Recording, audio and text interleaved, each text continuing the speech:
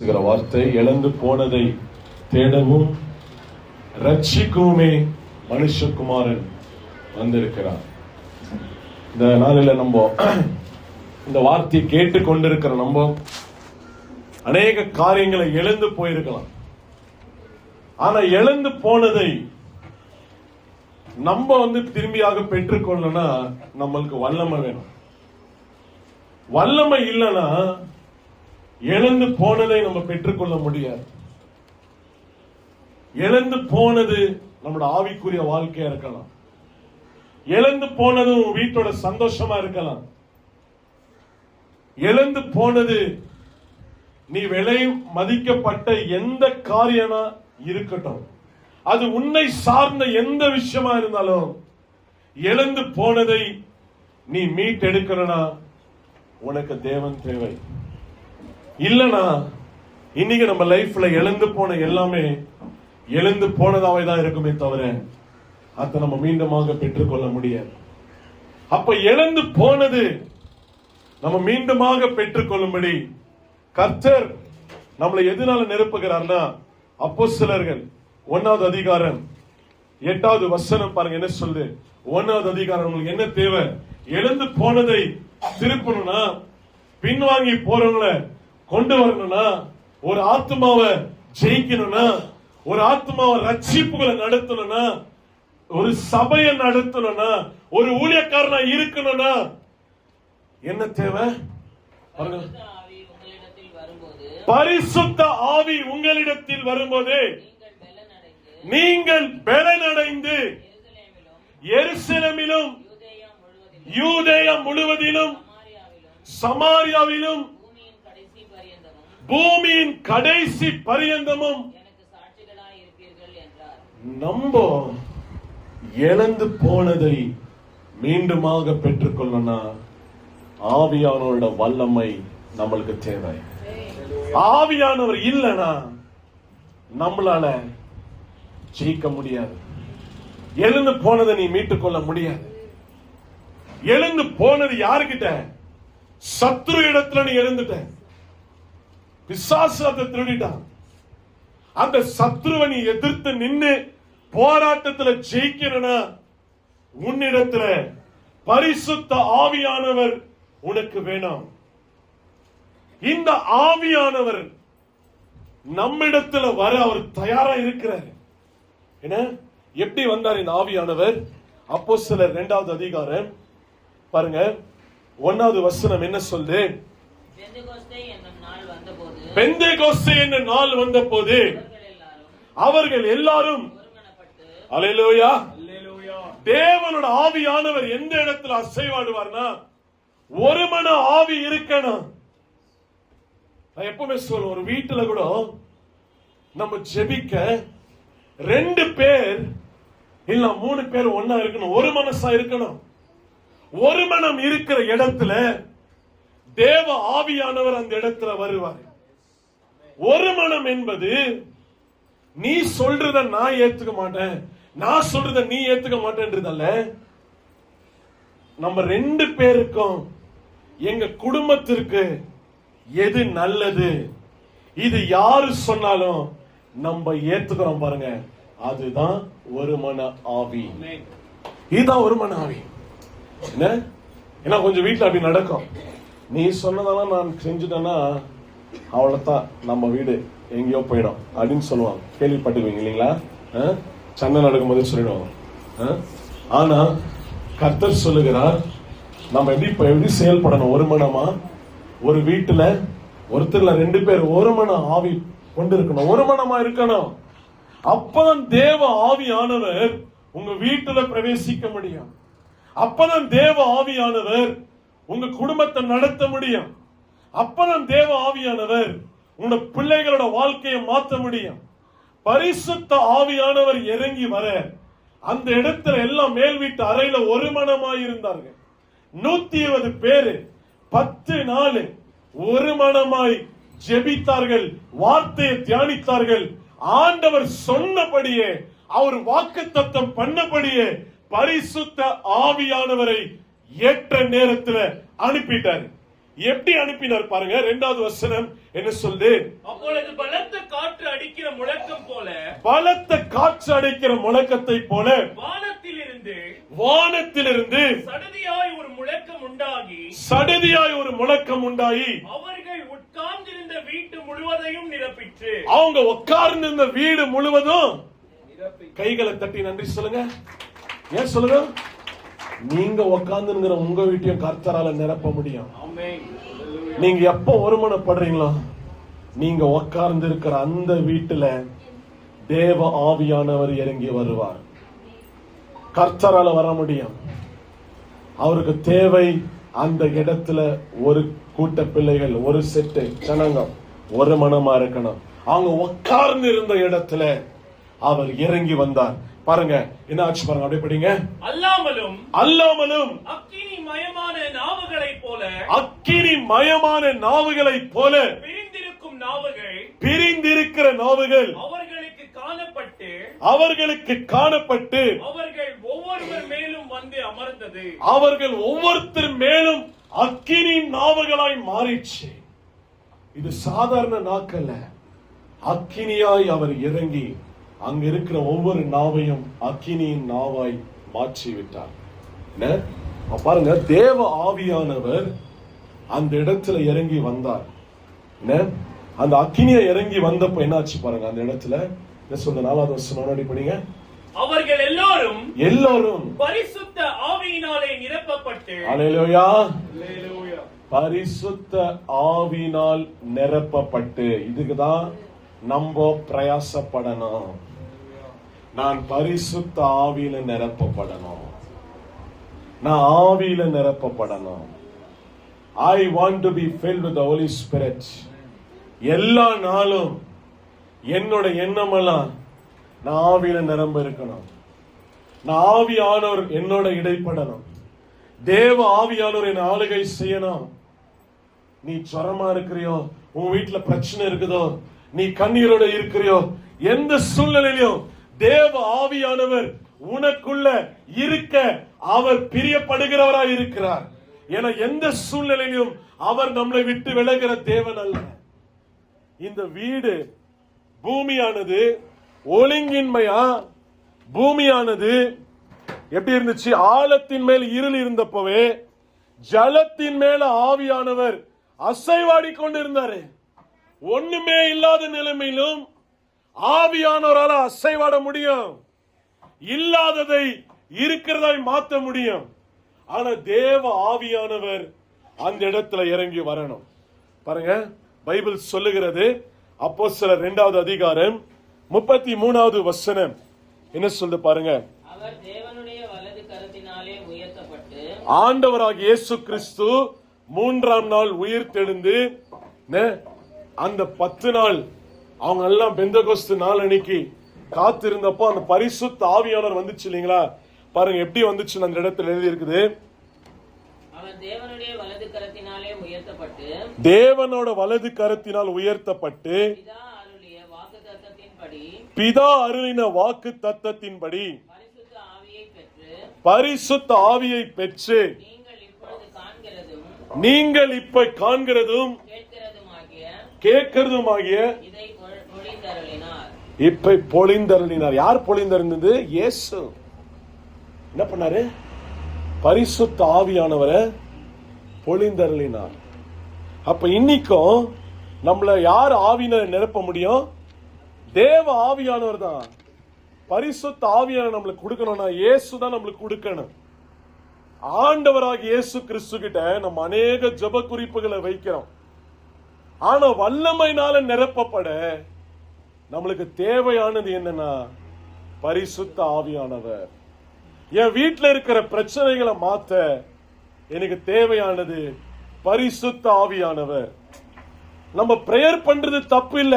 என் பிரச்சனை மாறணும், போராட்டம் மாறணும், சமாதானம் இருக்கணும், நம்ம ஜெபிக்கிறது தப்பு கிடையாது.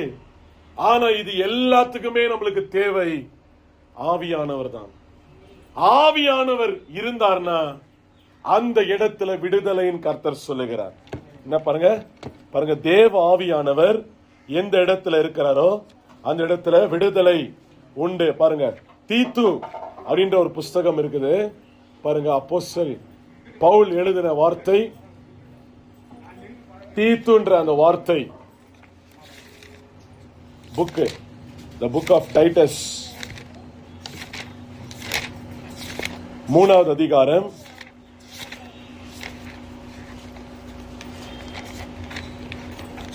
3rd சாப்டர்ல யாருக்கு இந்த ஆவியானவர் கொடுப்பார்? கொஞ்சம் பேர் நம்ம நினைச்சுக்கிறோம், நம்ம பரிசுத்தமா இருந்தாதான் பரிசுத்த ஆவியானவர் வருவாரு. நான் கரெக்டா இருக்கிறதுனால தான் ஆவியானவர் என்னோட இடைப்படுகிறார். இல்ல, இந்த இடத்துல பாருங்க என்ன சொல்லு, 3வது அதிகாரம் 4வது வசனம் பாருங்க என்ன சொல்லு. நம்முடைய இரட்சகராகிய தேவனுடைய தயவும் நம்ம மேல இயேசு வச்ச அன்பு தான் பரிசுத்த ஆவியானவரை நமக்கு அவர் கொடுக்க அவர் வல்லவராய் இருக்கிறார். வேற எதுவும் கிடையாது, வேற எந்த இது விஷயம் கிடையாது. அவர் என்னை நேசிக்கிறார் என்பது உண்மை. அவர் என்னை நேசிக்கிறதுனால தான் தேவ ஆவியானவரை எனக்கு கொடுக்க அவர் வல்லவராய் இருக்கிறாரு. என்ன, அவர் எதற்காக நமக்கு ஆவியானவரை கொடுக்கிறாரு? ஏன்னா அவர் நம்மளை நேசிக்கிறாரு, வல்லமையினால நிரப்பணும் நினைக்கிறாரு, நம்ம இந்த யுத்தத்துல ஜெயிக்கணும் நினைக்கிறாரு. பாருங்க என்ன சொல்ற வசனம், மனுஷர் மேலுள்ள அன்பும் பிரசன்னமான போது நாம் செய்த நீதியின் கிரியைகளின் நிமித்தம் அவர் நம்மை ரட்சியாமல், நம்மளோட நீதியின் நிமித்தம் நம்மளை ரட்சிக்காம தமது இரக்கத்தின்படியே அவரோட இரக்கம் என் மேல இருக்கிறதுனால தான் நான் வாழ்ந்துக்கிறேன். நம்ம நல்லா புரிஞ்சுக்கணும், தேவனோட இரக்கம் மட்டும் இல்லனா நான் இல்லவே இல்லை. அவரோட இரக்கம் படிங்க, இரக்கத்தின் இரக்கத்தின்படியே மறுஜன்ம முழுக்கினாலும் பரிசுத்த ஆவியினுடைய புதிதாக்குதலினாலும். பாருங்க, பரிசுத்த ஆவியானவர் ஏன் வராருன்னா என்ன புதுசா மாத்துறாரு, எனக்குள்ள இல்லாத ஒரு விஷயத்தை இருக்கிறதா மாத்துறாரு. அதே போல என்னோட சுபாவத்தை மாத்த அவர் வருகிறார். நீதான் முடிவு பண்ணும், புதுசா மாறணும்னா உனக்கு ஆவியானவர் வேணும். அந்த பழைய மனுஷன் உன்னை விட்டு போகணும்னா தேவ ஆவியானவர் வரணும். பாருங்க என்ன சொல்லுது, புதிதாக்குதலினாலும் நம்மை ரட்சித்தார், தமது கிருபையினாலே நாம் நீதிமான்கள் ஆக்கப்பட்டு நித்திய ஜீவன் உண்டாகும் என்கிற நம்பிக்கையின்படி சுதந்திர ஆகத்தக்கதாக அவர் நமது இரட்சகராகிய அல்லேலூயா இயேசு கிறிஸ்து மூலமாய் பரிசுத்த ஆவியை நம்மேல் சம்பூர்ணமாய் அல்லேலூயா. சம்பூர்ணமா ஆவியானவர் வேணும்னா இயேசுவால தான் கொடுக்க முடியும். இந்த வசனத்தின்படி சம்பூர்ணமாய் நான் நிரப்பப்படணும். I want to be filled. முழுசும் என்ன பரிசுத்த ஆவியினால நிரப்புங்க. ஏன் இந்த சம்பூர்ணன்ற வார்த்தை யூஸ் பண்றேன்? ஒரு வீட்டுல எப்படி 2-3 ரூம் இருக்குதோ, நம்மளோட வாழ்க்கையிலும் நிறைய இடங்கள் இருக்குது. எல்லா இடத்திலும் ஆவியானவருக்கு கொடுக்கல. பாருங்க, வியாதியில இருக்கும் போது நம்ம உடம்ப ஆண்டவர் கொடுக்கிறோம், ஆண்டவரே என்ன சுகமாக்கும். என்ன, அதே கடன்காரன் வந்து கது தட்டும் போது நம்ம ஆவியான்ட்ட ஒப்பு கொடுக்கிறோங்களா? யோசிச்சு பாருங்க. கடன்காரன் நாளைக்கு வரான், நீ கடன் வாங்கிட்டு இருக்கிற, காசு கொடுக்கணும், ஏன் ஆவியானவர்ட்ட ஒப்பு கொடுக்கல? ஏன் அதை நீயே பார்த்துக்கலாம்னு நினைக்கிற? நல்லா புரிஞ்சுக்கோங்க. ஒரு சில இடங்களை நீ ஆவியானவர் கொடுத்திருக்கிற, அதனால தான் பாருங்க அந்த ஏரியால நல்லா இருக்குது. பிரேயர் லைஃப், பைபிள், சர்ச்சுக்கு மிஸ் பண்ணாம வருது. இந்த இடம் எல்லாம் ஆவியானவர்ட்ட ஒப்பு கொடுத்துட்டேன், அதனால தான் அதெல்லாம் கரெக்டா போயினுக்குது. மிச்சம் இருக்கிற விஷயத்தையும் நம்ம எப்ப தேவ ஆவியானவர்ட்ட ஒப்பு கொடுக்கிறோமோ, சம்பூர்ணமாய் நம்மை அவர் நடத்த வல்லவராய் இருக்கிறார். ஏன்னா நம்ம லைஃப ஃபுல்லா நடத்ததான் ஆவியானவர் வந்திருக்கிறார். என்ன உனக்கு எதுல கஷ்டமோ அதுல ஒண்டி எனக்கு ஆண்டவர் வேணும், மிச்சத்தை நானே பார்த்துக்குவேனா, அது ஆவிக்குரிய வாழ்க்கை இல்லை. எல்லாத்தையும் சரண்டர். 10 நாள் எல்லாத்தையும் சரண்டர் பண்ணிட்டாங்க. மேல் வீட்டு அறையில எங்க இருக்கிறான், எந்த நாள்ல இருக்கிறான்னு கூட தெரியாது. அந்த 10 நாள் 120 பேரு அவனுக்கு எங்க தூங்கி இருக்குவானுங்க, எப்ப ஏஞ்சானுங்க, எப்ப பைபிள் எடுத்தானுங்க, எவ்வளவு நேரம் பிரேயர் பண்ணாங்க, யாருக்குமே தெரியாது. பைபிள் எழுதப்படல. ஆனா 10 நாளும் ஐக்கியமா இருந்தாங்க.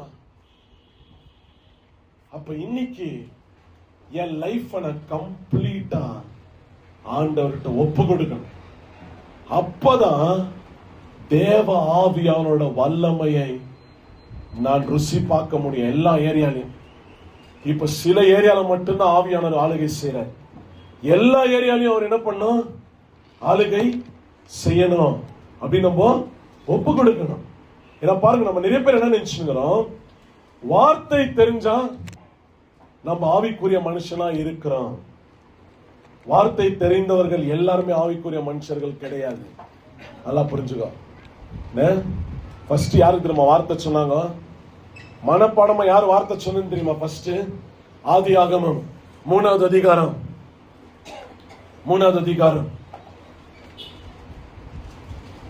2வது வசனம் பாருங்க என்ன சொல்லுது. ஸ்ரீ சர்ப்பத்தை பார்த்து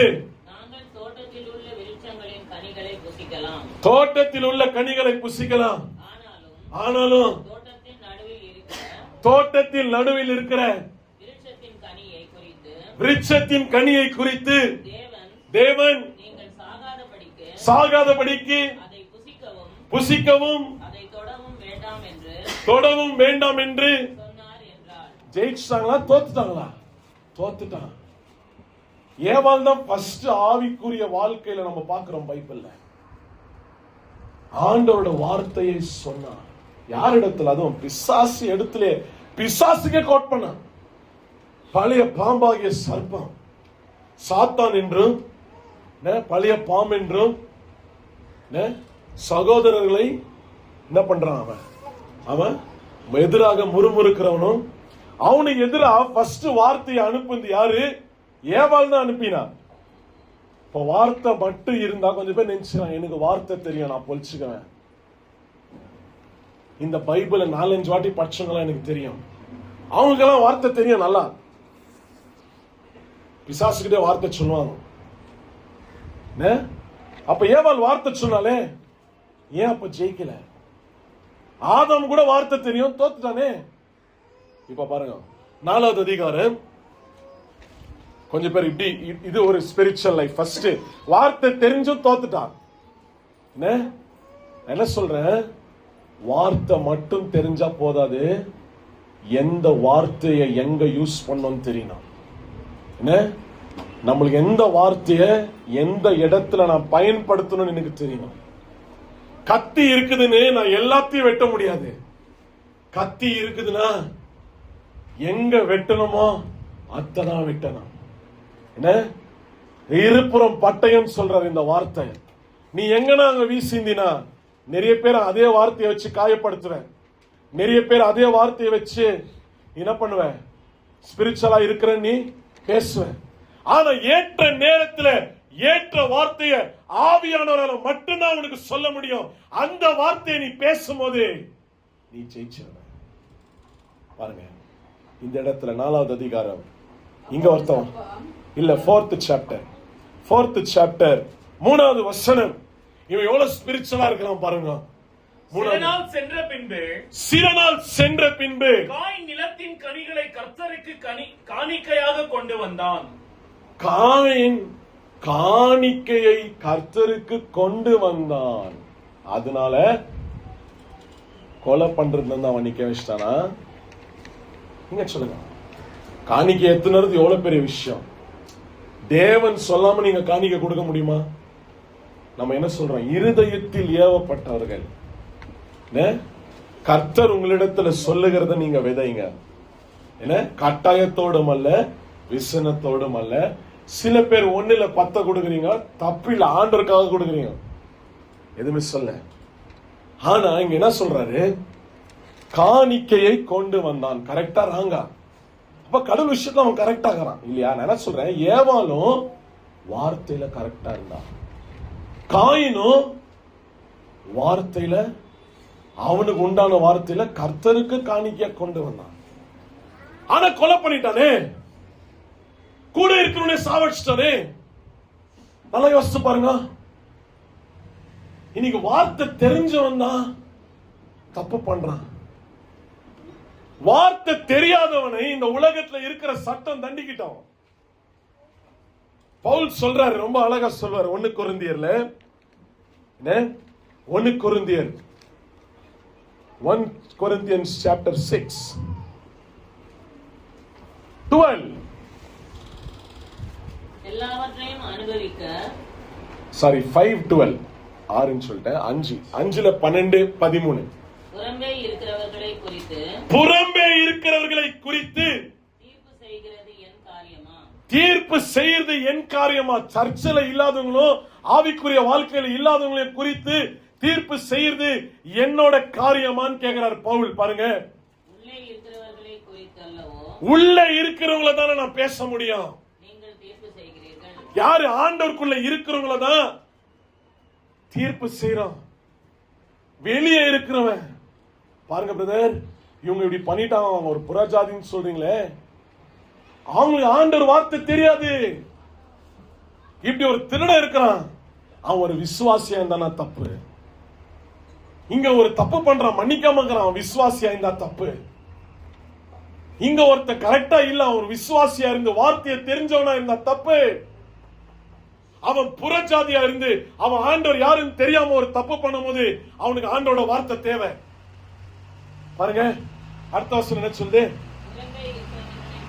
புறம்பே இருக்கிறவர்களை குறித்து தேவனே தீர்ப்பு செய்வார். நீ தீர்ப்பு பண்ணாத, வெளியே இருக்கிறவன ஆண்டவர் தீர்ப்பு பண்ணுவாரு. நீ உனக்கு சார்ந்ததையும் உன்னோடதையும் நீ தீர்ப்பு செய்ய. உன் சர்க்கிள்ல இருக்கிற விஷயம் ரொம்ப இம்பார்ட்டன்ட். உன் சர்க்கிள்ல என்னென்ன இருக்குது? உன் கணவன், உன் புள்ளிங்க, என்ன, உன் வீடு, என்ன, உன்னை சார்ந்தவர்கள்.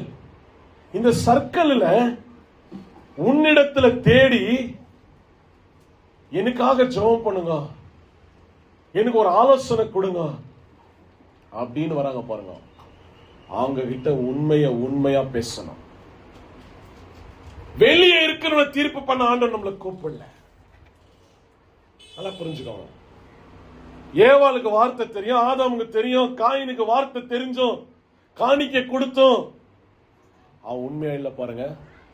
அப்ப என்ன தேவைன்னு ஆண்டவர் அறிந்திருந்தார்.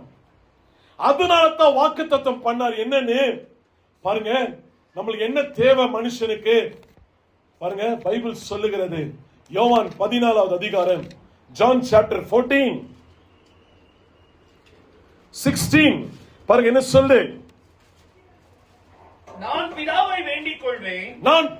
வேண்டிக் கொள்வேன், அப்பொழுது என்றென்றைக்கும் உங்களுடனே கூட இருக்கும்படிக்கு. எப்பவுமே நல்லா புரிஞ்சுக்கோங்க, ஆவியானவர் உங்க கூட எப்பவுமே இருக்கணும்னு விரும்புகிறார். என்றென்றைக்கும் உங்களோட இருக்கும்படி. எனக்கு யாரும் இல்லைன்னு சொல்லவே கூடாது நீ. ஏன்னா என்றென்றைக்கும் உன்னோட கூட இருக்க ஆவியானவர் இருக்கிறார். பாருங்க என்ன சொல்லு? சத்திய ஆவியாகிய வேறொரு தேற்றரவாளனை அவர் உங்களுக்கு தந்தருளுவார். அல்லேலூயா. பாருங்க அடுத்த வசனம் என்ன சொல்லுது? இந்த ஆவியானவர் எப்படியாப்பட்டவர்களா? உலகம் அந்த சத்திய ஆவியானவரை காணாமலும். புரியுதுங்களா? ஏன் பவுல் அந்த வார்த்தையை சொன்னார்? உலகத்துல இருக்கிறவங்களை நான் நியாய தீர்க்கலன்னு ஏன் சொன்னார்னா, உலகத்துல இருக்கிறவங்களுக்கு ஆவியானவர்னா என்னன்னே தெரியாது. கண்டிப்பா நீ அந்நிய பாஷையில பேசும்போது கேலி பண்ணுவாங்க, கிண்டல் பண்ணுவாங்க. உலகத்தை அவனுக்கு தெரியாது. அதுக்காக நீ அந்நிய பாஷையை விட்டுணுமா? பாருங்க, ஜோரா பிரேயர் பண்றதுதான் நம்மளோட பழக்கமே. இன்னைக்கு யாரோ சொல்றாங்கன்னு நிறைய பேர் நம்ம ஜோரா பிரேயரே பண்றதுல பாருங்க. ஏன்னா அவங்க ஏதாவது நினைச்சுக்குவாங்க, பயம். சில விஷயங்கள் ஒரு பாஸ்டர், நிறைய பாஸ்டருங்க இந்த சர்ச்சில் வந்து பிரேயர் பண்ணாங்க. அப்போ அவர் சொன்னாரு பாருங்க, பாஸ்டருங்க வந்து பிரச்சனைனாலும் பிரச்சனைன்னு தான் சொல்லுவாங்க, பிரச்சனை இல்லைனாலும் ஒரு பிரச்சனையை கண்டுபிடிச்சிட்டு போவாங்க. இது நான் கத்துக்கிது அவங்க கிட்ட. நல்லவங்க தான் எல்லாம் ஆவிக்குரிய சொன்னாங்க, ஆனா இதுதான் உண்மை. அவங்க சர்ச்ல வந்து சவுண்ட் போட்டாங்க போலீஸ்காரன் வந்துருவான். நாங்க இருக்கும் போதே ஒரு அடி வந்துட்டு அந்த மாதிரி நிறைய சர்ச்சில். நம்ம சர்ச்சில் நாங்க பாஸ்டர்லாம் வந்து பிரேயர் பண்றோம் போது 3 hour ஹெவி சவுண்ட் எத்தையுமே நாங்க ஸ்டாப் பண்ணல. வெளியே யாரும் வந்து கேட்கல. உங்களுக்கே தெரியும் இந்த ஆராதனை இங்க இருந்து அங்க வரைக்கும் கேட்கும். இல்ல லாஸ்ட்ல ஒரு சொல்லிட்டு போறாரு, இவ்வளவு சவுண்ட் நம்ம வச்சாக்கா இங்க ஒரு ஸ்டிக்கர் நம்ம ஒட்ட வைக்கணும், லைசன்ஸ் வாங்கின்ற. நான் சொன்னேன் பாருங்க, அந்த மாதிரி ஒரு வார்த்தையை போட்டு போயிடுவாங்க யாருன்னா. அப்போ நீங்க என்ன நீங்க அத்தையே நினைச்சுங்க, ஐயோ நம்ம கரெக்டா பண்றோமா ராங்கா, சத்ரு யார் மூலியமா நான் வருவான். பாருங்க, நம்ம ஆண்டவர் என்ன ஆராதிக்க கூப்பிட்டுருக்கிறார், நம்ம சபையை ஆராதிக்க கூப்பிட்டுருக்கிறார், உங்களெல்லாம் ஆராதிக்க கூப்பிட்டுருக்கிறார். இங்க என்னோட வேலை வந்து மேல் வீட்டுல இருக்கிறவனுக்கோ எதிர் வீட்டுல இருக்கிறவனுக்கோ அவங்க சவுண்டெல்லாம் என்ன பார்த்து சவுண்ட் பண்ணும், அவனை டிஸ்டர்ப் பண்ணணும்னு நினைச்சு நான் ஆராதனை பண்ணனா தான் தப்பு. நான் எங்க அப்பாவை நோக்கி கூப்பிடுறேன், அதுக்கு நான் யூஸ் பண்ண மைக்கு, நான் யூஸ் பண்ணோம் இந்த சிஸ்டம் எல்லாம், வேற வழி இல்லை. அப்ப என்ன காப்பாத்த அவர் இருக்கிறாரு. இப்ப நான் அவங்களுக்கு பயந்துன்னு நான் இந்த சவுண்டையும் கம்மி பண்ண முடியாது, இந்த மியூசிக் சிஸ்டம் யூஸ் பண்ணாம இருக்க முடியாது. புரிஞ்சுங்களா? அப்ப நான் ஏதை சொல்றேன்னா, நம்மள ஆண்டவர் ஆவியில நிரப்பி இருக்கிறார். எது கரெக்ட்னு உலகத்துல இருக்கிறவனுக்கு நான் காட்ட தேவையில்லை. தேவ ஆவியானவர் உனக்குள்ள இருப்பதை நீ உணரணும். உலகத்திற்காக உன்னோட ஆவிக்குரிய வாழ்க்கையை மாத்திக்காத. யாராவது ஏதாவது சொல்லுவாங்க, இல்ல இல்ல யாருன்னா என்ன சொல்லிட்டோம், கர்த்தர் உன்னை ஏவினாரா, பேசு, கர்த்தர் உன்னை நடத்துவார். இதுவரைக்கும் நடத்தின்றார், இனிமேல உங்களை நடத்துவார். அப்ப அதுதான் ஆண்டவர் சொல்றாரு. பாருங்க அந்த வார்த்தை என்ன சொல்றது, ஆவியானவர் என்ன சொல்றான் பாருங்க. உலகம் அந்த சத்திய ஆவியானவரை காணாமலும் அறியாமலும் இருக்கிறபடியால் அவரை பெற்றுக்கொள்ள மாட்டாது. நான் என்ன சொல்ல வரேன்னா, எல்லாத்துக்குமே நோக்கம் தான் ரொம்ப இம்பார்ட்டன்ட். இந்த தேவன், இந்த சர்வ உலகத்தையும் படைத்த அந்த கர்த்தர், வார்த்தையினால நிக்க வைக்கிற தேவன், உலகத்தின் உருண்டை மேல வீச்சிருக்கிற கர்த்தர், ஒரு மனுஷனோட நோக்கத்தை தான் எல்லாத்திலுமே ஆராய்கிறார். எல்லாத்திலுமே நீ எந்த நோக்கத்தோட பேசுற, எந்த நோக்கத்தோட இருக்கிற, இது மட்டும்தான் ஆண்டவருக்கு பிரியமா இருக்குதே தவிர உன்னால என்ன செய்ய முடியும்ன்றது ஆண்டவரோட விஷயம் கிடையாது. உலகத்துல இருக்கிறவங்க நம்மளோட நிறைய விஷயம் பண்ணுவான். நீங்க பாருங்க, நான் நிறைய பேருக்கு பிரேயர் பண்ணிக்கிறேன், அவங்க விசுவாசிங்களே இல்ல, ஆனா என்ன நம்ம சொல்லுவாங்க, சர்ச்சுக்கு நான் சாப்பாடு போடுறேன் பிரதர்னு. ஏன்? அவங்களுக்கு அது பெருசு இல்ல. அவங்க வாழ்க்கையில அவங்க என்ன நினைச்சுக்கலாம், அதுதான் பெருசு. ஆனா அது விஷயம் இல்ல. அது அவங்கள செய்ய வைக்கிறதுக்கு ஆண்டவர் அந்த அற்புதம் செய்யல. அவங்க வாழ்க்கை மாறணும், தேவனிடத்துல வரணும். இதுதான் ஆண்டவரோட ஒரே நோக்கமா இருக்குது. அவங்களோட நோக்கம் என்ன? இருதயத்தின் நோக்கத்தை ஆராய்கிற தேவன் தான் நம்மளோட ஆண்டவர். இதுதான் உண்மையான ஆவிக்குரிய வாழ்க்கை, ஸ்பிரிச்சுவல் லைஃப். இதுக்காகத்தான் ஆவியானவர் வேணும் நம்மளுக்கு. பாருங்க, இந்த ஆவியானவர் உலகம் தெரிஞ்சுக்காதான், ஆனா நமக்குள்ள இருக்கிறாருங்களா. எங்க இருக்கிறாரு? ஹோலி ஸ்பிரிட் உனக்குள்ள இருக்கிறாரு. உனக்குள்ள இருக்கிறார். உன் வீட்டுக்கு ஒரு கெஸ்ட் வந்தாலே உன் வீட்டை கிளீனா வைக்கிற நீ, உன் உள்ளத்துல பரிசுத்த ஆவியானவர் வரும்போது உன் உள்ளத்துல எப்படி நீ கசப்போ, உன் உள்ளத்துல எப்படி நீ மன்னிக்காமையோ, உன் உள்ளத்துல எப்படி நீ அழுக்கோட இருக்க முடியாது. என் வீட்டுக்கு கெஸ்ட் வந்தாங்க, வீட்டை நல்லா பெருக்கி தொடச்சி கிச்சு நல்லா டஸ்ட் கிஸ்ட் அடிச்சு நான் வச்சுக்கிறேன். நானு அதே என் மனசுல, என் உள்ளத்துல அந்த சர்வ உலகத்தையும் வைத்திருக்கிற தேவன் இந்த உலகத்தில் இருப்பினும் உனக்குள்ள இருக்கிறவர் பெரியவர் சொல்ல வார்த்தை கொண்டவர். அந்த ஆண்டவர் உனக்குள்ள இருக்கிறார் என்றத நீ விசுவாசிக்கணும். அத தெரிஞ்சு நீ இந்த உலகத்துல ஒவ்வொரு ஸ்டெப்பும் எடுத்து வைக்கணும். நீ காயப்படுத்து வெளியே இருக்கிறவங்கள மட்டும் இல்ல, உனக்குள்ள இருக்கிற ஆவியானவரை சேர்த்துதான்.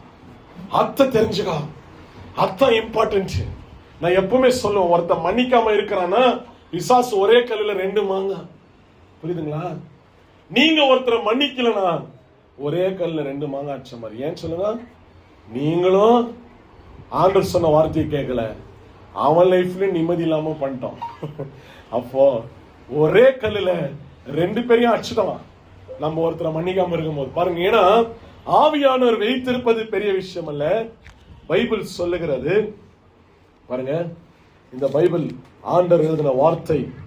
எபேசியர், the book of Ephesians,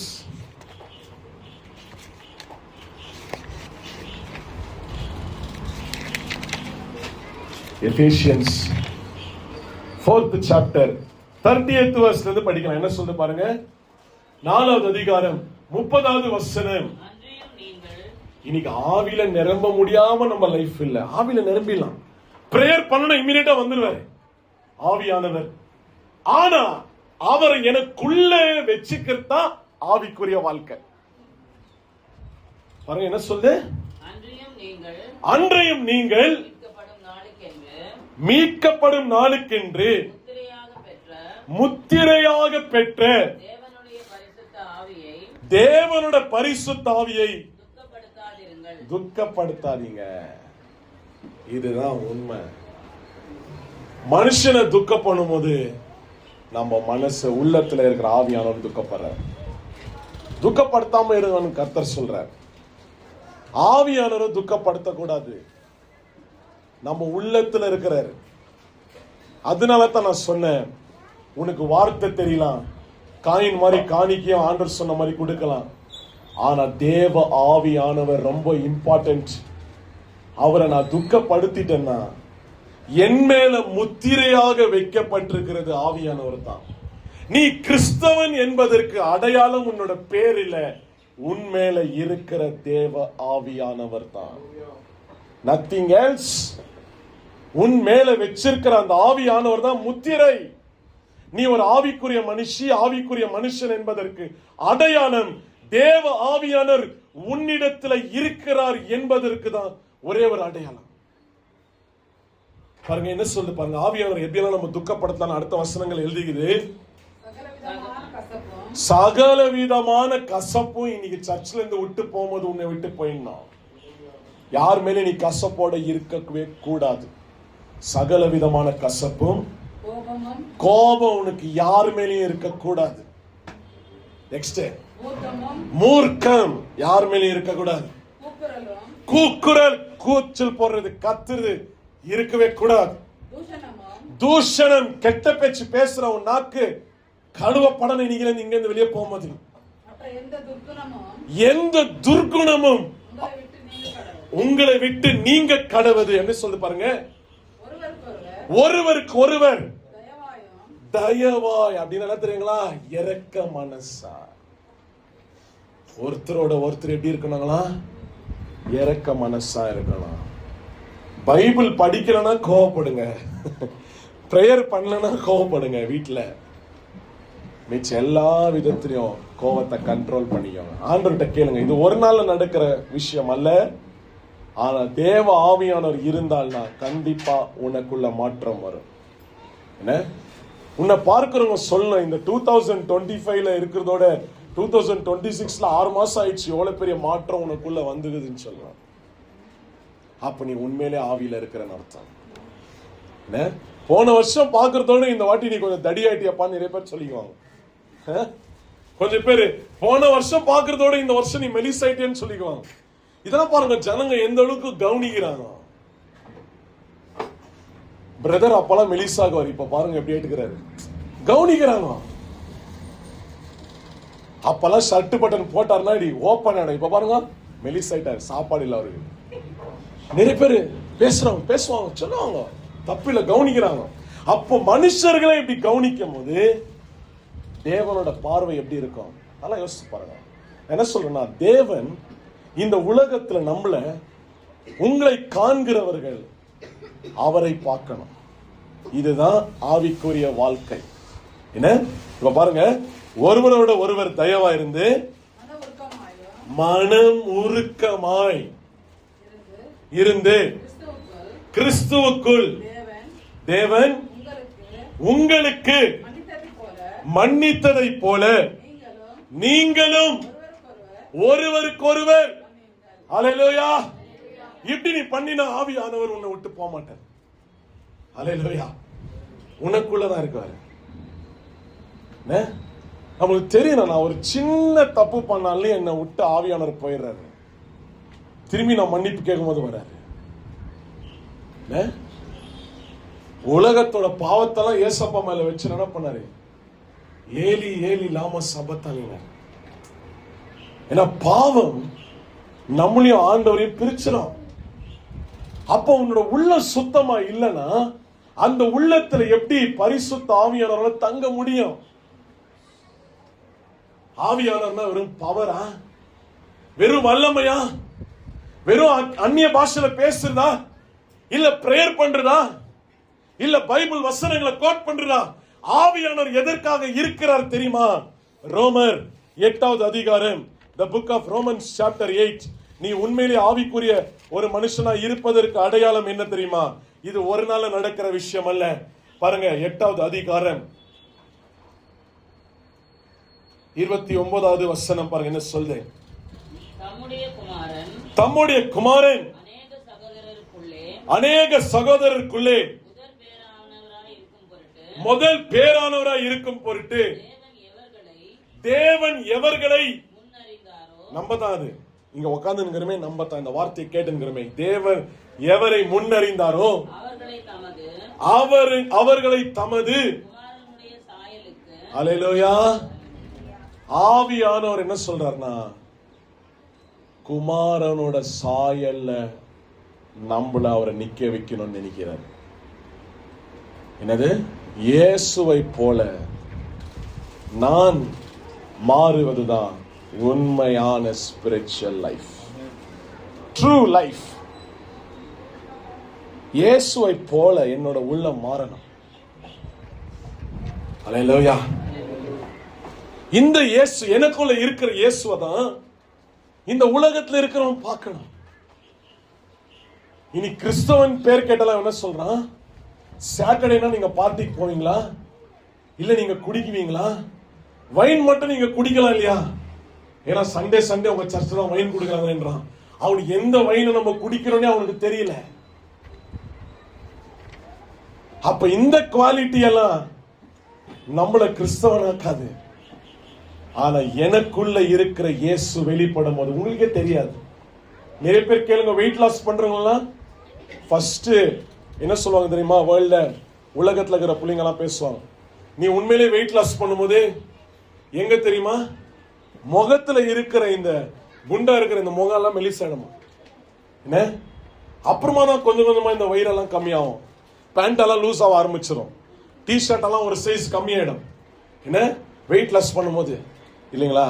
அப்ப அந்த மாற்றத்தை பார்க்கணும்னாலே சொல்றாங்க கொஞ்ச நாள் ஆகும்ன்றாங்க. என்ன?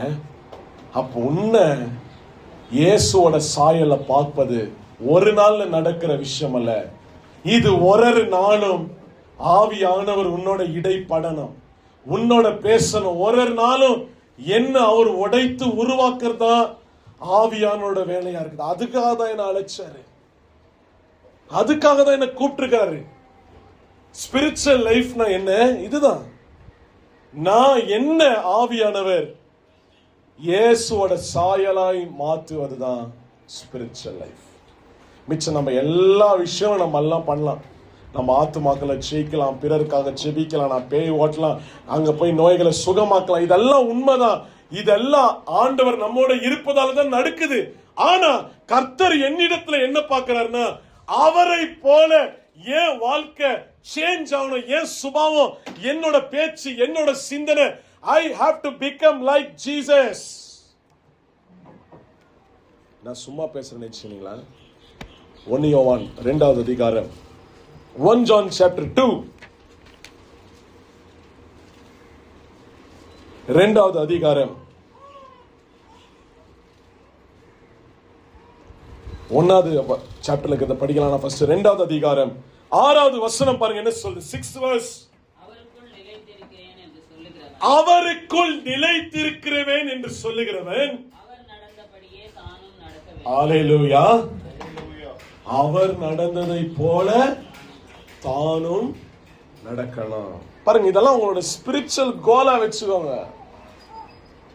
இதுதான் ஸ்பிரிச்சுவல் ஆம்பிஷனா இருக்கணும்.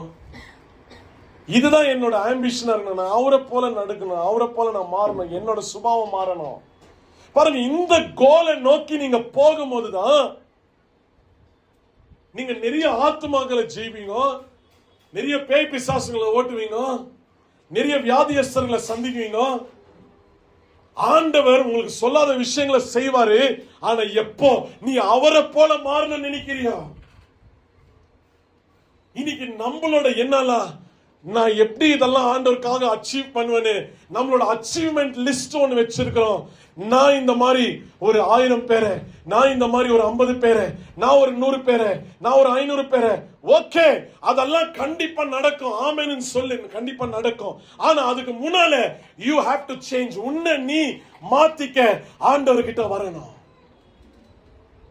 நான் அவரை போல மாறணும். நான் அவரை போல என்ன மாத்தணும்னு ஒப்பு கொடுக்கும் போது ஒரு நாளும் என்னிடத்தில் அவர் இடைப்படுகிறார், பேசுறார். அவரோட வார்த்தை என்னிடத்துல பேசுது. சிஸ்டர் வந்து பிரேயர் பண்ணாங்க, நல்லா அந்த சொன்னாங்க ஆவிக்குரிய வாழ்க்கையில அப்படின்னா இல்லைங்களா? பாருங்க, இந்த மெசேஜ் அதான். அப்ப அவரை போல உண்மை போல என்ன மாற்றி ஏசையா. நம்ம எவ்வளவு பாடல்கள் ஆராதிச்சிருப்போம் அந்த மாதிரி. அப்ப அவர் இருப்பது போல இப்ப அவர் யாருன்னு உங்களுக்கு நான் காட்டுறேன். அவரோட சுபாவம் எப்படி இருக்குதுன்னு காட்டுறேன். இப்ப பாருங்க, நான் ஏற்கனவே சொன்னதுக்கு இப்ப உங்களுக்கு விளக்கம் கொடுக்குறேன். எப்படி வார்த்தை இருந்தா அவன் தோத்துட்டான். ஏன்னா இப்ப பாருங்க, யோவான் 8வது அதிகாரம் 8th chapter of John chapter 8 3வது வசனம் 3rd verse. அப்பொழுது விபச்சாரத்திலே கண்டுபிடிக்கப்பட்ட ஒரு ஸ்திரீயை வேத பாலகரும் பரிசேயரும் அவரிடத்தில் கொண்டு வந்து அவளை நடுவே நிறுத்தி, போதகரே, இந்த ஸ்திரீ விபச்சாரத்தில் கையும் மெய்யுமாய் பிடிக்கப்பட்டால் இப்படிப்பட்டவர்களை கல்லெறிந்து கொல்ல வேண்டும் என்று மோசே நியாய பிரமாணத்தில் பாருங்க. இப்ப அவங்க சொன்னதுல ஏதாவது தப்பு இருக்குதா? உண்மை. எது உண்மை? நியாய பிரமாணத்துல அப்படிதான் போட்டுக்குது, சட்டத்துல அப்படிதான் எழுதிக்குது, கல்லச்சு கொல்லு. இப்ப அவளை கல்லால அடிக்கணும். நல்லா புரிஞ்சுக்கோங்க. ரெட் ஹேண்ட் அவன் மாட்டிக்கணும்னு இம்மீடியட்டா கல் எடுத்து அடிக்கணும்னு தோணுது இல்லைங்களா? ஒருத்தர் தப்பு பண்ணி நம்ம கிட்ட மாட்டிக்கணும்னு உடனே அவங்கள கேள்வி கேட்கணும்னு தோணுது இல்லைங்களா? வார்த்தை, அதுவும் நம்ம ஆவிக்குரிய வாழ்க்கையில இருக்கிற நிறைய பேர் என்ன பண்ணுவோம், ஒரு வார்த்தையை ரெடி பண்ணி வச்சுக்குவோம். அந்த வார்த்தையை ரெடி பண்ணி வச்சுக்கின்னு அந்த வார்த்தையை கோட் பண்ணி அவங்களோட வாதம் பண்ணுவோம் நிறைய பேர். நான் சொல்றேன், இன்னைக்கு இந்த உலகத்துல கர்த்தர் இந்த வார்த்தையை தப்புன்னு சொல்ல வரல. ஆனா இந்த இடத்துல அவங்க எல்லாருமே அந்த ஸ்திரீ பண்ண தப்ப மட்டும்தான் பார்த்தாங்களே தவிர இயேசுவால மட்டும்தான் அந்த ஸ்திரீயோட மனசை பார்க்கிற அளவுக்கு பவர் இருந்துச்சு. மிச்சம் யாருக்குமே அந்த பவர் இல்ல. பாருங்க, வேற யாருக்குமே அந்த பவரே இல்ல, வல்லமை இல்ல. அதனால தான் அவங்களை கேட்டாரு. ஒரே ஒரு வார்த்தை அவங்கள பார்த்து கேட்டாரு, கீழே குனிஞ்சு எழுதியிருந்தாரு. நெக்ஸ்ட் அவங்கள பார்த்து ஒரு வார்த்தை கேட்கிறாரு. என்னன்னு பாருங்க, 7வது வசனம். அவர்கள் ஓயாமல் அவரை ஓயாமல் கேட்டுக்கொண்டிருக்கையில் கேட்டுக்கொண்டே இருந்தாங்க. அவன் நிமிர்ந்து பார்த்து உங்களில் பாவம் இல்லாதவன். வார்த்தை தெரியுது பெரிய விஷயம் இல்ல, எந்த வார்த்தையை எங்க பேசணும்னு தெரியணும். இல்லனா இந்த பைபிள் உனக்கு ஃபுல்லா தெரிஞ்சோம் அது வேஸ்ட் தான். எந்த இடத்துல நான் எந்த வார்த்தையை பேசணும், யார் இடத்துல நான் என்ன வார்த்தையை கொண்டு போனோம் அப்படின்றது ஆவியானவர் இல்லாம உனக்கு தெரியவே தெரியாது. இந்த மிஸ்டேக் அவங்க பண்றதுக்கு காரணம் என்னன்னா, தேவ ஆவியானவர் அவங்களுக்கு சொல்ல அவங்களிடத்துல இல்லை. வார்த்தை தெரியும்.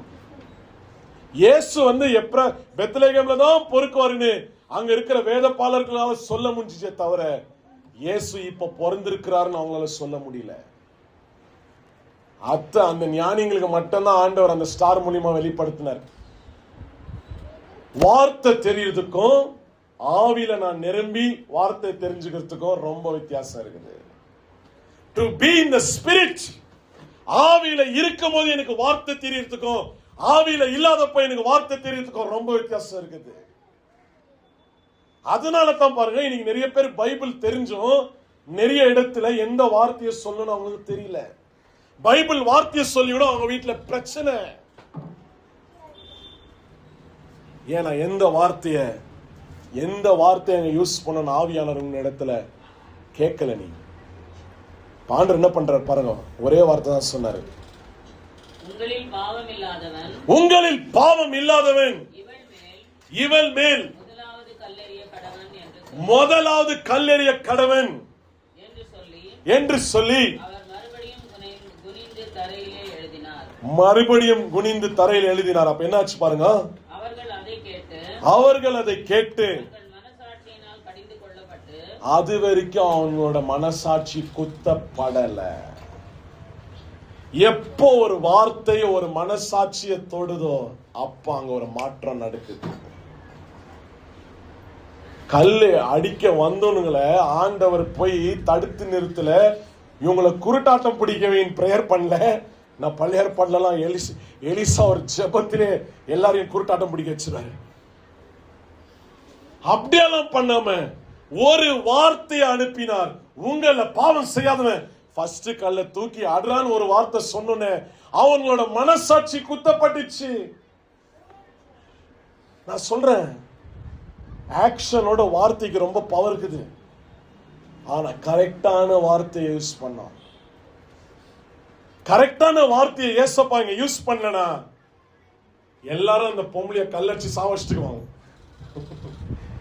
அப்போ ஒரு உயிர் போறதுக்கும் உயிர் போகாம இருந்தது காரணம் எங்க அப்பா இயேசுவோட வார்த்தை தான். அவரோட வார்த்தை மட்டும் அங்க பேசலனா அவங்க எல்லாம் கையில இருந்த கல்லை தூக்கி அவன் மேல அடிச்சுட்டு கொன்னு கூச்சிட்டு போயிட்டு. அப்ப நான் என்ன சொல்றேன், உயிரை காப்பாத்துகிற வார்த்தை உங்ககிட்ட இருக்குது.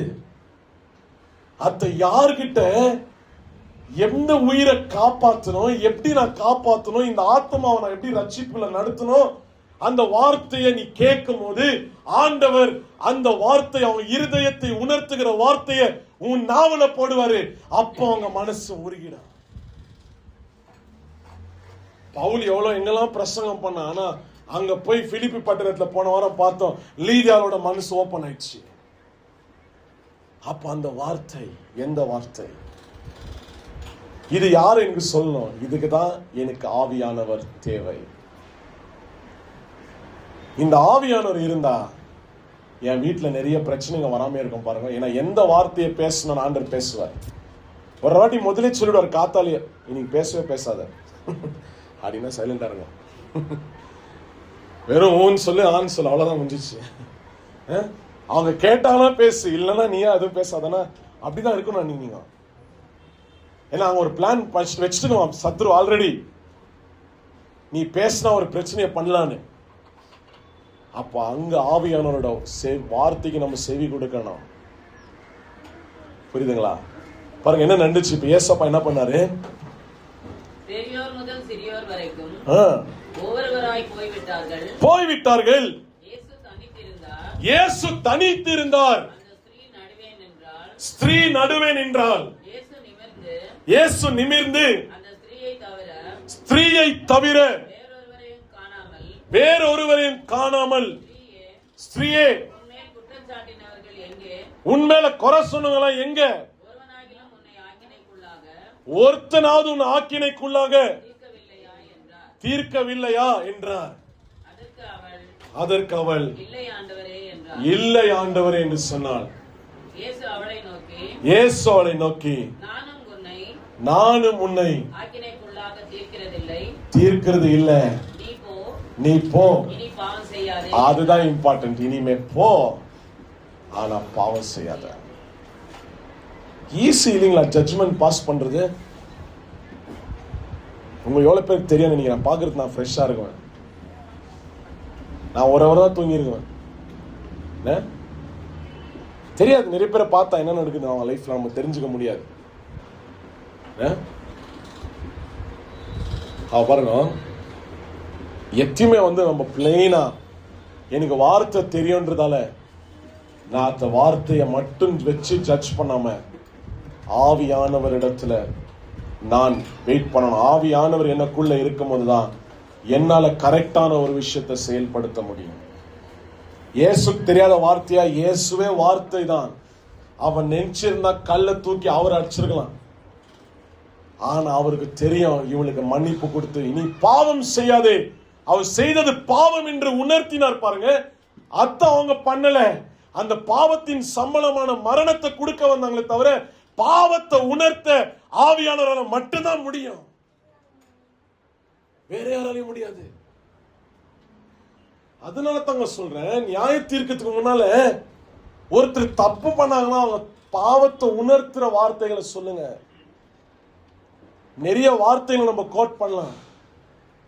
என்ன பாருங்க, எப்படி நம்ம நடந்துக்கணும்னு நம்மளுக்கு நிறைய பேருக்கு தெரியல. ஒருத்தர்கிட்ட நீங்க நம்ம பார்த்துக்கிறதெல்லாம் ஆவிக்குரிய வாழ்க்கை தான். ஏன்னா நிறைய பேரு ஆவியானவர் இழந்து பாருங்க, தொலைந்ததை தேட தானே வந்திருக்கிறோம் பாருங்க. அதனால தான் இந்த வார்த்தை பாருங்க. மத்தேயு 18வது அதிகாரம் 15வது வசனம், 18th chapter 15th verse.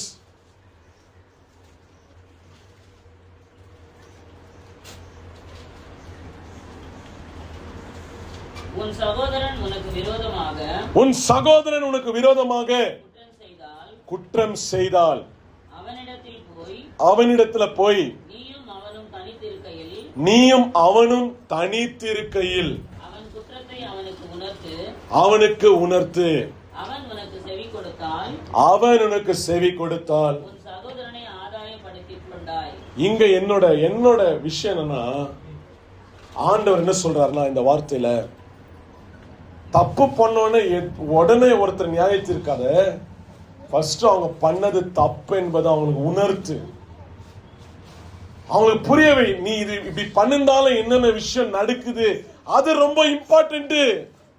குற்றம் பண்றதோட அவங்க பண்றதுனால என்னென்ன நடக்குது, நீ இப்படி இருக்கிறதுனால என்ன நடக்குதுன்றது அவங்களுக்கு உணர்த்து. இத அவங்களை செப்பரேட்டா கூட்டி போய் பேசுன்றாரு ஃபர்ஸ்ட். நெக்ஸ்ட் என்ன பண்ணுவான் பாருங்க. அவன் பேச்ச கேட்கலனா 2-3 சாட்சிகளை கூட கூட்டின்னு போ. வார்த்தையினாலே நிலைவரப்படும்படி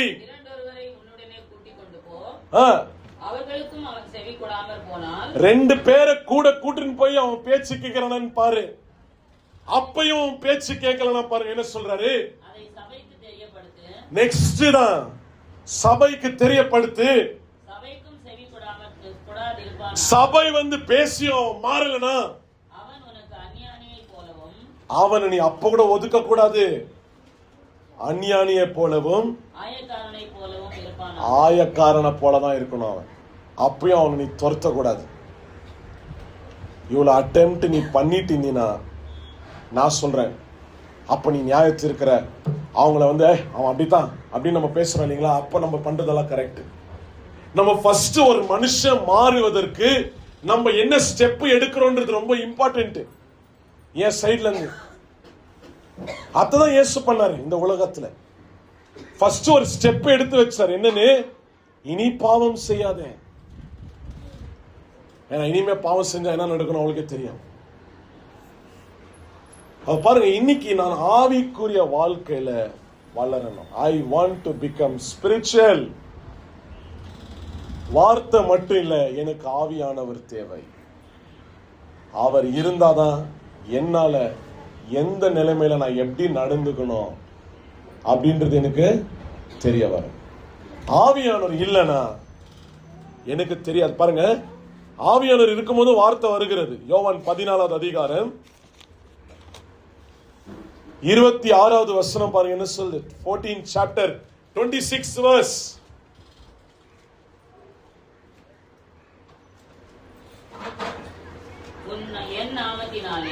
என் நாமத்தினாலே பிதா அனுப்ப போகிற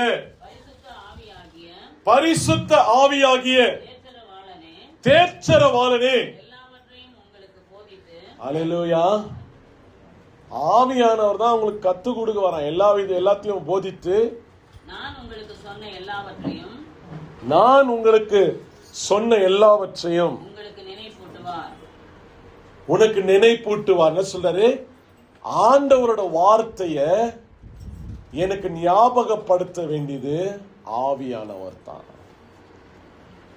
இப்போ இந்த பைபிளை நான் ரொம்ப வருஷமா யூஸ் பண்றதுனால பாருங்க, இந்த பேஜுக்கு போனா இந்த வசனம் இருக்குன்னு எனக்கு ஆட்டோமேட்டிக்கா தெரியும்.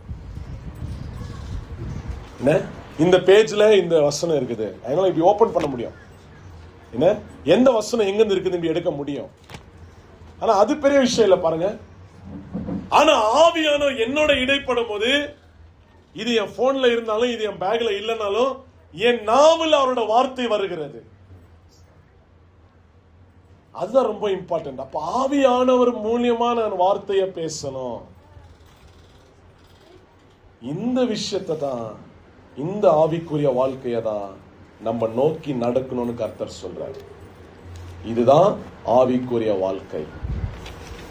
பெருசா ஒரு சபை கட்டுவதோ இல்ல அதோட 500 பேர் 1000 பேர் வருதோ அதெல்லாம் அவரோட சித்தம். அவர் யாருக்கு கொடுக்கணுமோ அவருக்கு கொடுக்கவார் கண்டிப்பா. மோசேக்கு முதுவை காட்டினாரு, முகத்தோட முகம் பேசுறேன்னாரு. நிறைய எல்லார்ட்டையும் அப்படி பேசுறது இல்லைன்னு சொன்னார்.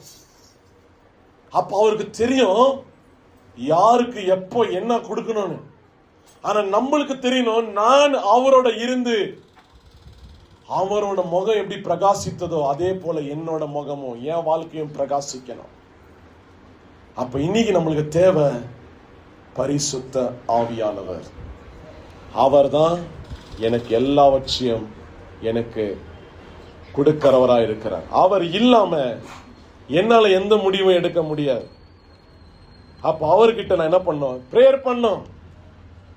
ஒவ்வொரு நாளும் நான் கேட்கணும், ஆவியானவர் எனக்கு கொடுங்க.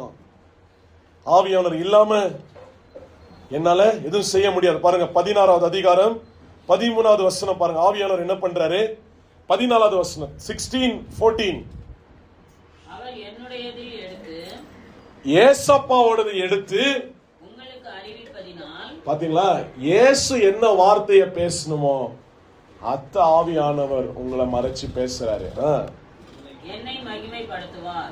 இயேசுவை மகிமைப்படுத்த தான் ஆவியானவர் நம்மளுக்கு கொடுக்கப்பட்டிருக்கிறாரு. வேற எதுக்காகவும் ஆவியானவர் வரல. அப்ப இன்னைக்கு நம்ம பேசுற வார்த்தைனால நம்மள யாராவது கல்லச்சா பரவாயில்ல, எங்கேயாவது ஒரு பிரச்சனை வந்துட போகுது. தீர்க்க தரிசிகளெல்லாம் கல்லடிச்சாங்க. ஏன் சொல்லுங்க? ஆண்டோட வார்த்தைய பயம் இல்லாம பேசினாங்க. ஆனா இன்னைக்கு நம்ம வார்த்தை ஆவியானவரால கொடுக்கப்பட்ட வார்த்தையா இருக்கணும். ஏன் நாவுல வருகிற வார்த்தை என்னோட வார்த்தையா இல்லாம அவர் பேசணும். அவர் சொல்லாத எந்த வார்த்தையும் நான் பேசக்கூடாதுன்னு ஆண்டவர்கிட்ட ஜெபிக்கலாம். ஏன்னா வசனம் சொல்லுது, உன் நாவுல என்னோட வார்த்தையை நான் போடுவேன்னு கர்த்தர் சொல்றேன். நீ என்ன பேசணும்னு நீ பிளான் பண்ணாத, நான் உனக்கு அந்த வார்த்தையை என்ன பண்ணுவேன், கொடுப்பேன். உன் நாவல எந்த வார்த்தை வரணும் என்பது நான் உன்னிடத்துல பேசுவேன் அப்படின்னு ஆவியானவர் நம்ம இடத்துல சொல்லுகிறார். பாருங்க, பைபிள் சொல்லுகிறது எந்த இடத்துல அந்த வசனம் இருக்குது. Mark, the book of Mark,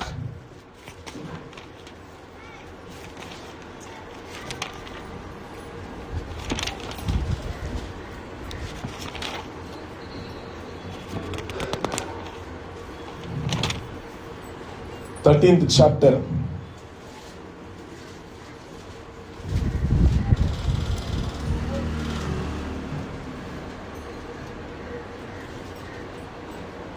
13th chapter